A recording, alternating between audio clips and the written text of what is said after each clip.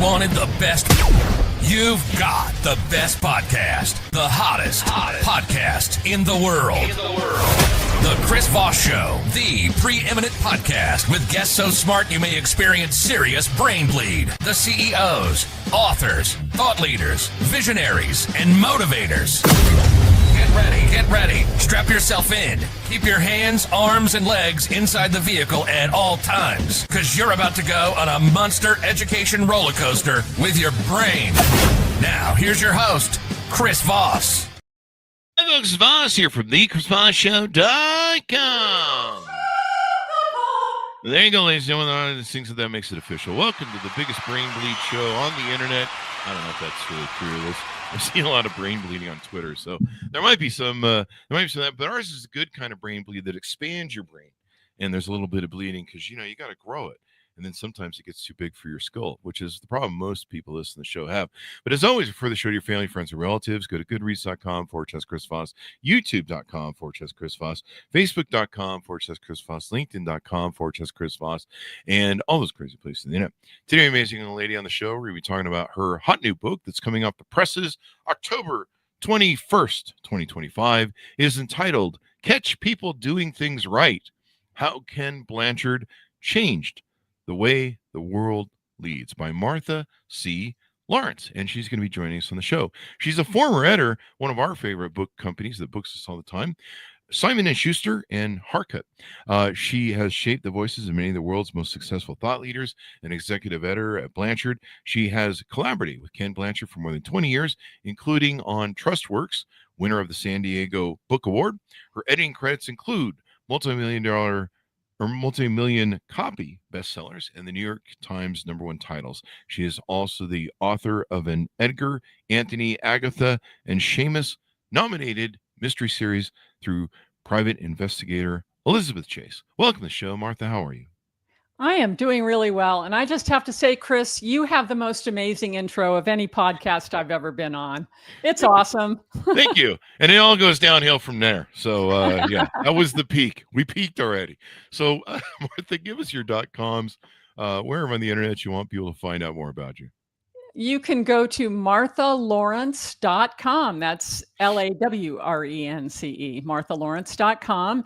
And I'm going to be talking about the legendary Ken Blanchard. I highly recommend you check out Blanchard.com if you're interested at all in leadership, whether you're an individual contributor or a giant organization looking to do a big initiative. There's something for everybody there.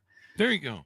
Now let's lay a foundation. Who was Ken Blanchard? There's a few people, outliers out there that may have not heard of him. Let's lay a foundation of who this gentleman is. Well, according to the American Management Association, he is one of the most influential leadership authorities of the last century. I mean, he influenced people like Brene Brown, Simon Sinek, all of today's leadership celebrities, as it were. He actually started out as a university professor studying organizational leadership. He taught at Cornell and at University of Madison.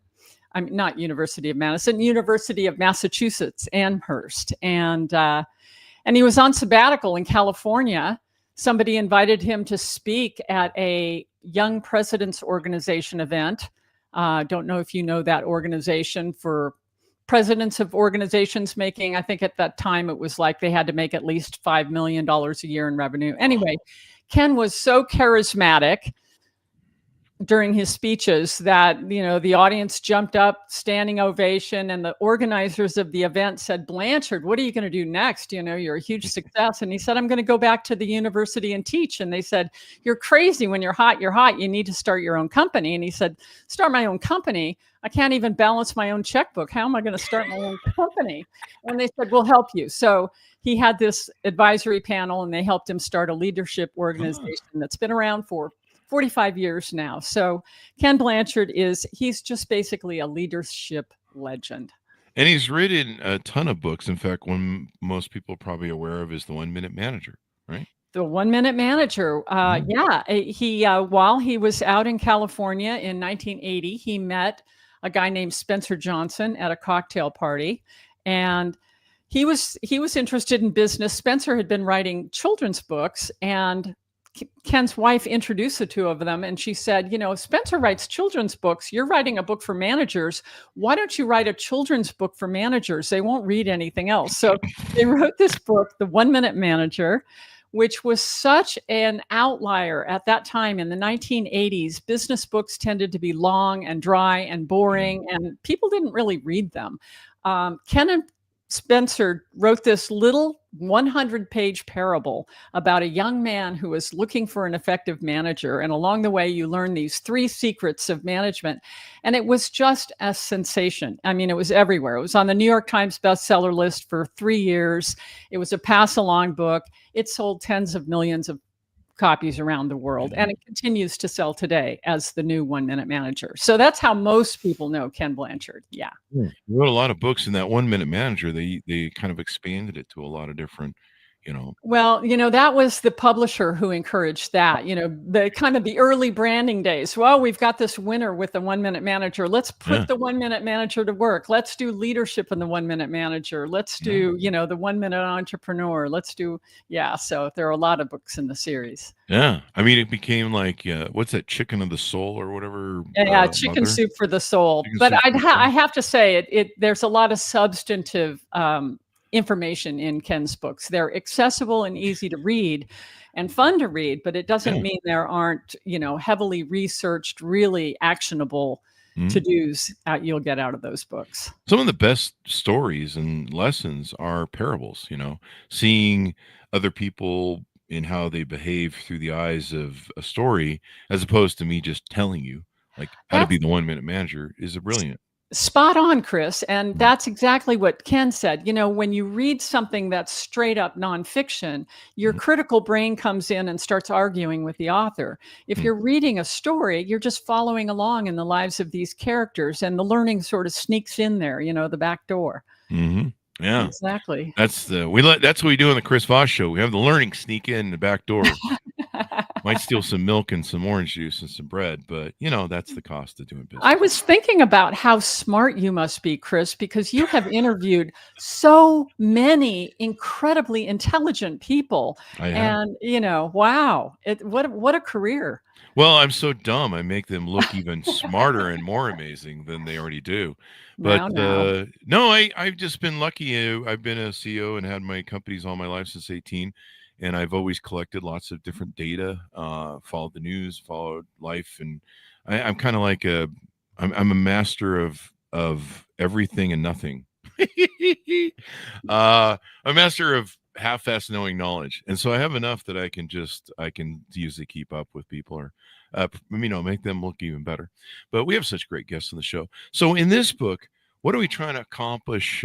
Clearly it's not the 1 Minute Manager series. So what are we focusing on in this book? Here's why I wrote the book. I'm an author first and foremost, and there are so many biographies out there of business celebrities who have done amazing, innovative things. They're fascinating people, Steve Jobs, Elon Musk, a lot of those stories out there.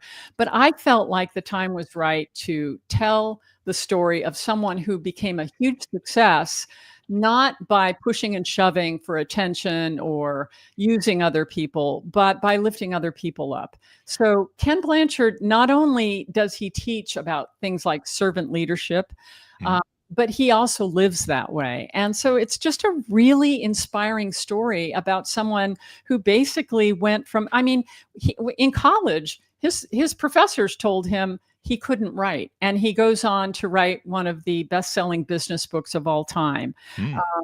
He wanted to be a university dean. That was really what he wanted to do. But apparently there were some recommendations in his file that were very negative. So when he went for those interviews, this was in the days before the Freedom of Information Act, when you couldn't see what was in your personnel file. And he had this really great interview to possibly enter administration at Dartmouth. And he called the guy who interviewed him and said, I thought we really had a connection. I really expected to hear from you. And he said, sorry, Ken, you've got some terrible recommendations. Well, what did they say? And he said, well, Ken Blanchard's a great guy. He's fabulous with students, but don't let him near the faculty because he has no academic interest. And they said, another guy said, oh, Ken Blanchard, he's fantastic, but he's not particularly intelligent. So to overcome that and go on to become one of the foremost leadership authorities in the world, it's an interesting story. What kind of human being, how do you overcome those challenges? And I think for all of us, we're all in business, we're all doing something. It's an inspiring story. He learned a lot about leadership from his father, who retired as a rear admiral in the Navy, and taught him about leadership. And, when he was in 7th grade, he was interested in Ken was interested in leadership really early in his life. And when he was in the 7th grade, he became the president of his 7th grade class. And he went running home and he said to his dad, well, I'm the president of the 7th grade. I'm president. And his dad said, Ken, that's great. Now that you're president and you have that title, don't ever use it. People follow leaders, not because they have a fancy title, but because people trust and respect them.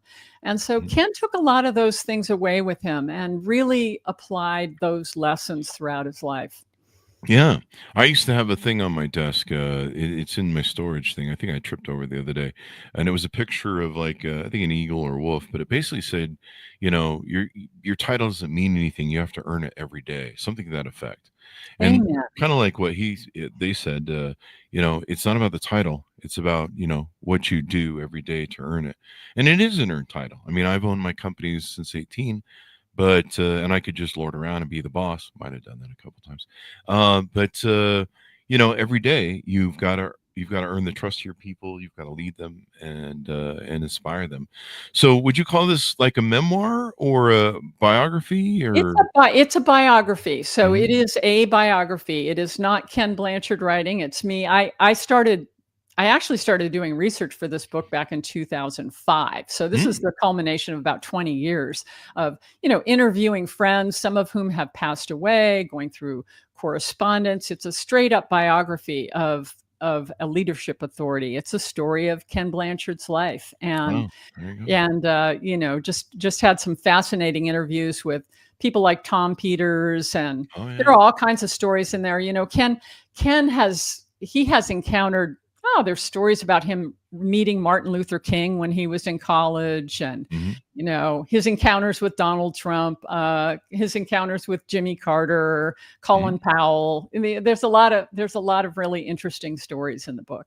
There you go. I mean, it's probably unmeasurable as how many millions of people he helped. We were joking before the show in the green room about the old Nightingale Conant tapes he used to send you.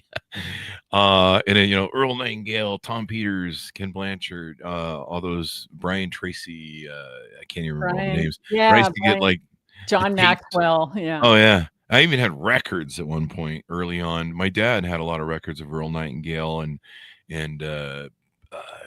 Think and Grow Rich guy, Napoleon Hill, and Napoleon Hill, those guys, and Kawasaki, and what a great era that was. Like, you don't see too many people emerging like that now as those type of people.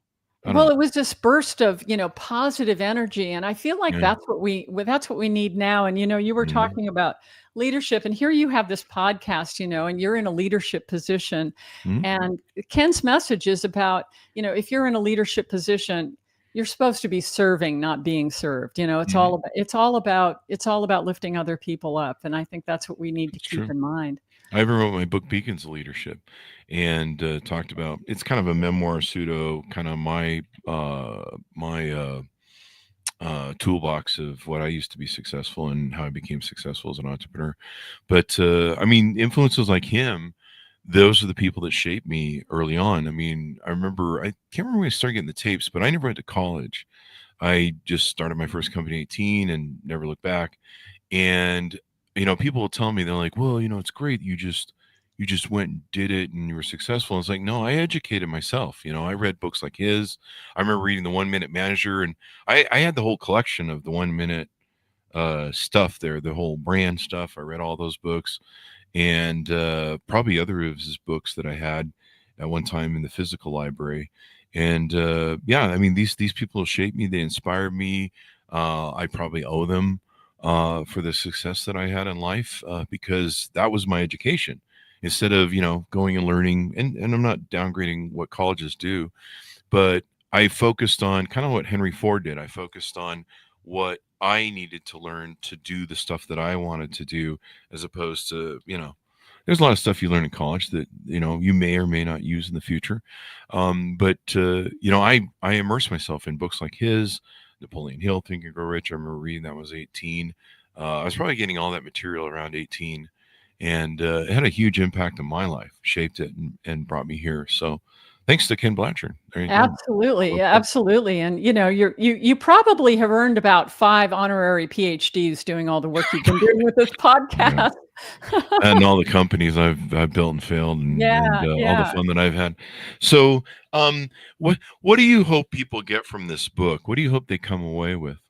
Well, I hope people, particularly if they're discouraged, about the direction corporate America is going, the direction the world is going, anyone who needs a boost, I hope they'll pick up the book and read about someone who overcame a lot of challenges. Yeah.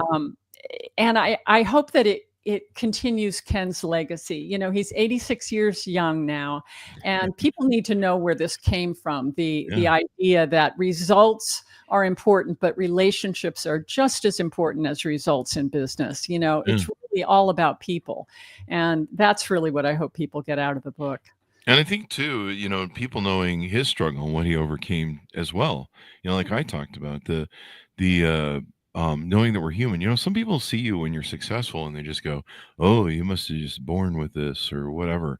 And you're like, "No, I used to be an introvert. I wasn't interested in talking to people on a radio show." I mean, I was a huge introvert as a child growing up, and in my early 20s, I was a huge introvert. And the only thing I had to learn was, owning companies and running them and being the CEO.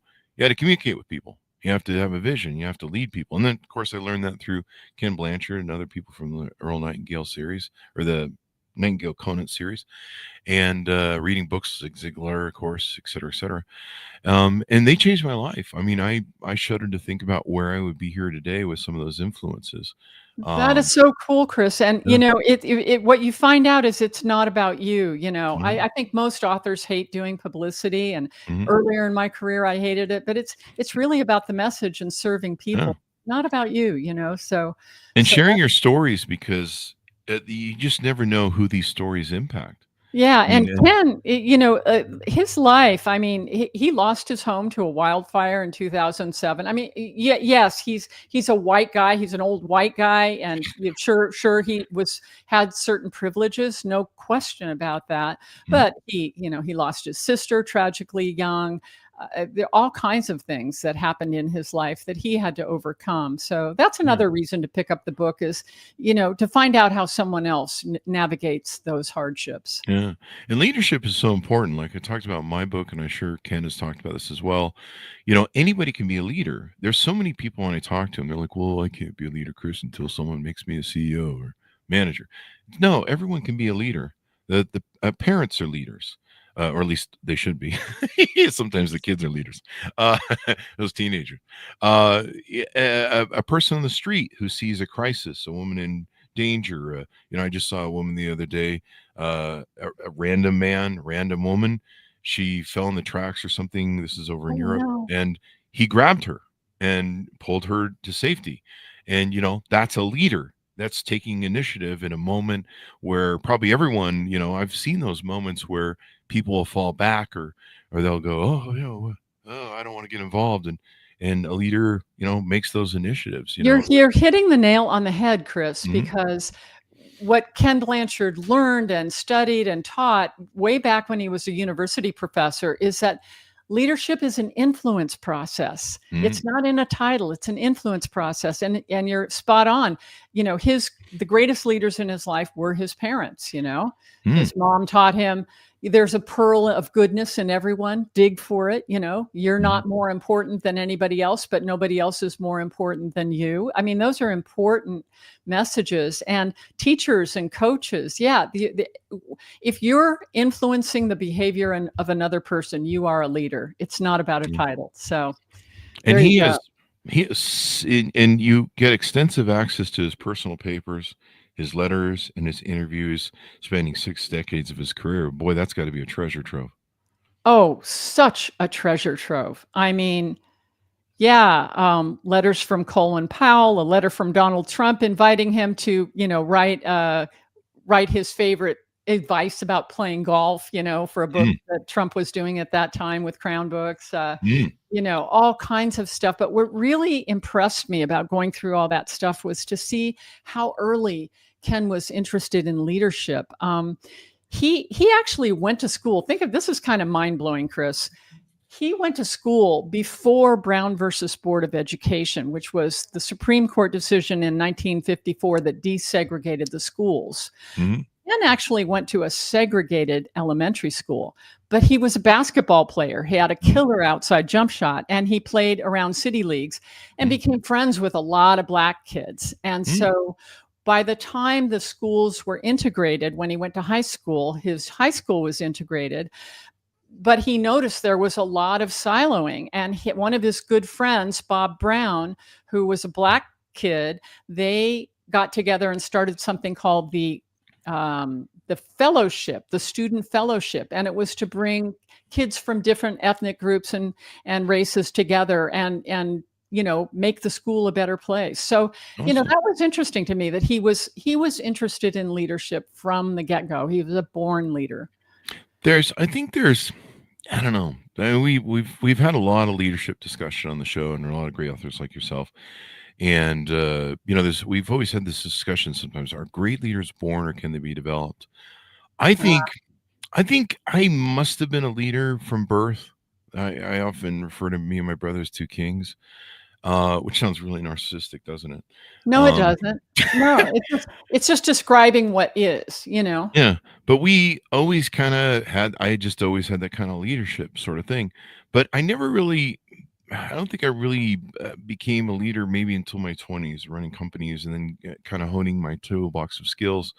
But I think people can become leaders if they're not. Because, like I said, I grew up a huge introvert. Now I'm a huge extrovert that won't shut up. And people are like, "Can you go back to the introvert thing?"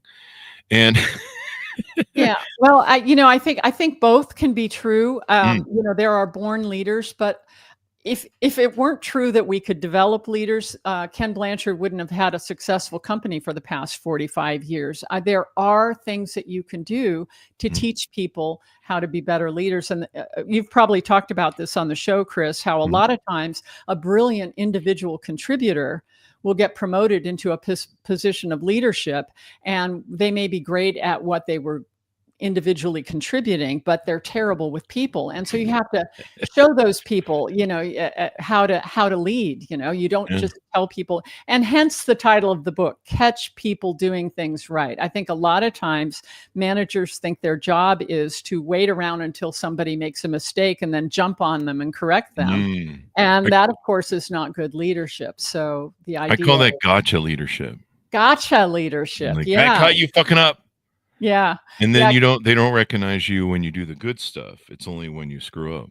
Yeah, There you go. exactly. Yeah, Ken used to tell this story about he called them seagull managers, where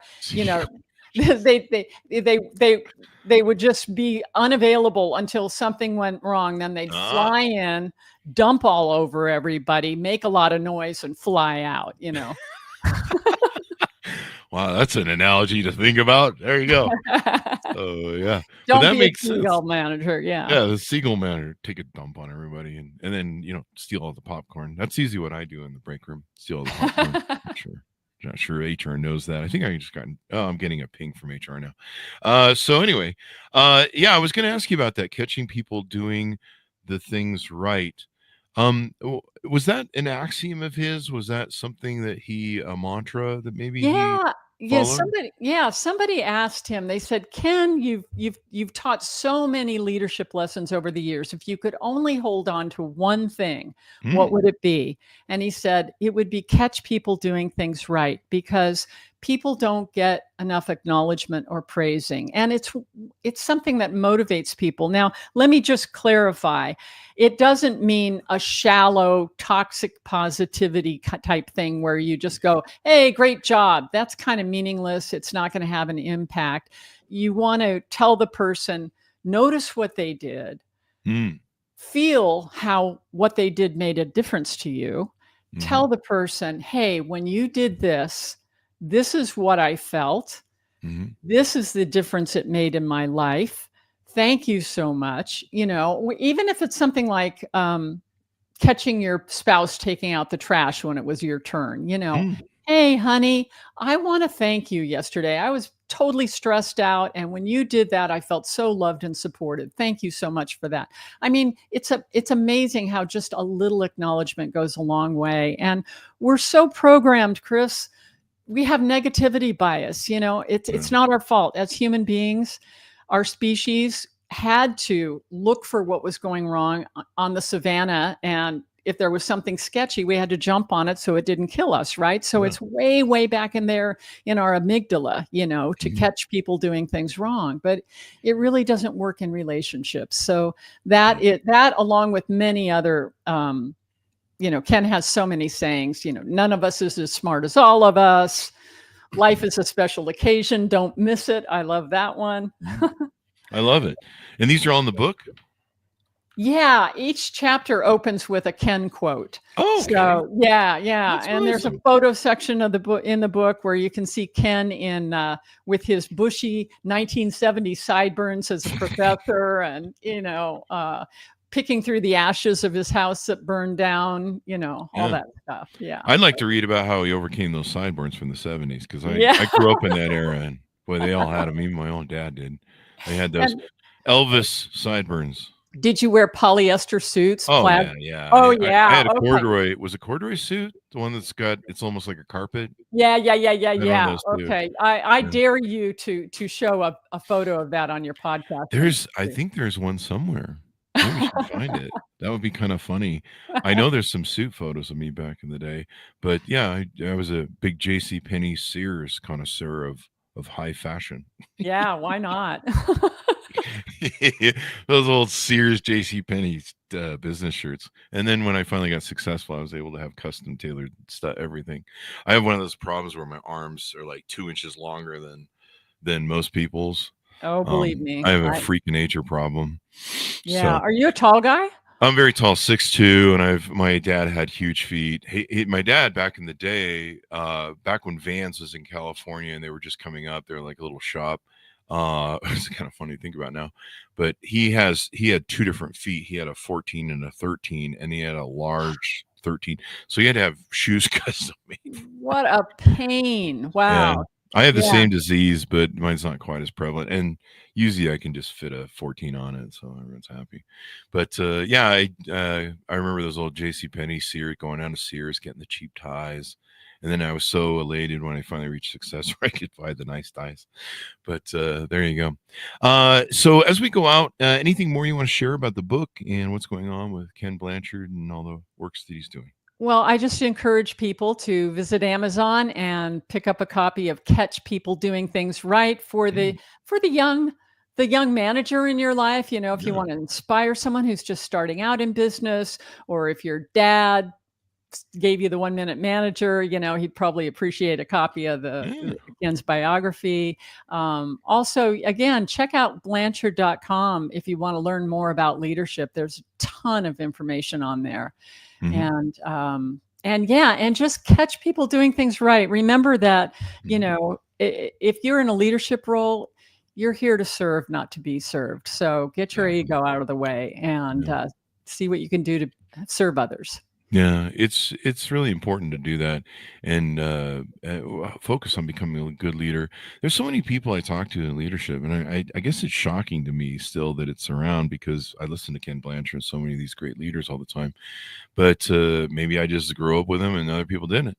But I ask so many leaders, like, what is your leadership style? Or, what are some of the functions of your leadership? What is your toolbox? And I'm like, I don't know, I just lead. And you're like, well, it's not working. So maybe you should have some self-introspective. Right.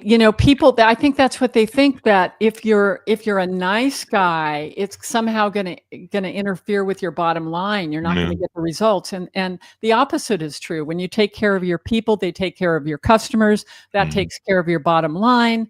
Cha-ching, cha-ching, cha-ching. And, and that takes care of the results. So checking in with people. Touching hearts and minds. Don't actually touch them, folks. That's an old Yeah. term I used to use, because I would go around my office and I check in with my salespeople or my employees, and I called it touching hearts and minds, but that was in the 90s before things got weird. Yeah. And for me, it was finding out what was going on in their lives, making sure their heads were clear, because salespeople, especially if they have some sort of conflict at home, or they get they'll get like little things caught in their head, and when they do, their sales will suffer. So sometimes you got to go in there as a psychologist and help clean them out, but also checking in with people, let them know you care. You're not just showing up going, "Where are your TPS reports and how many sales do you have today? Damn it!" You're like, Yeah. how are you doing, man? You doing good? And Yeah. communicating that you give a shit about their personal well-being, I think, is a real important thing in leadership. Absolutely. Yeah. Yeah. Unlike what I do in the office, like, I don't give a fuck about you people. Do your goddamn work. I'm firing you. No, I'm just kidding. I don't do that. Just on Fridays, maybe, when I get angry or something. When I get hangry, I do that. Yeah, Anyway. me too. Me hangry. Angry Scary. on Fridays. So thank you very much for coming on the show. We really appreciate it, Martha. It's been wonderful and insightful to have you on. Well, it's been wonderful to be with you, Chris, and keep up the good work. Thank you. We'll certainly try. They may, if I die, I hope they just get AI to replace me on the show. Probably won't be as funny or ugly, but maybe a good-looking person on the show that looks like James Bond or something to replace me. An AI thing would be good. I don't know, but they got to be funny, because that's what the people like. Martha, give us your .coms one last time as we go out too. MarthaLawrence.com. MarthaLawrence.com. And again, Blanchard.com for all you leaders out there. There you go. Thank you, Martha, for coming on the show. Order the book wherever fine books are sold. It is entitled Catch People Doing Things Right. How Can Blanchard Change the Way the World Leads? And please go read his other books too after you read this one, out October 21st, 2025.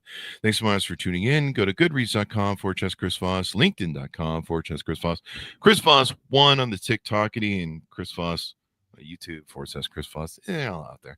Anyway, folks, be good to each other. Stay safe. We'll see you guys next time.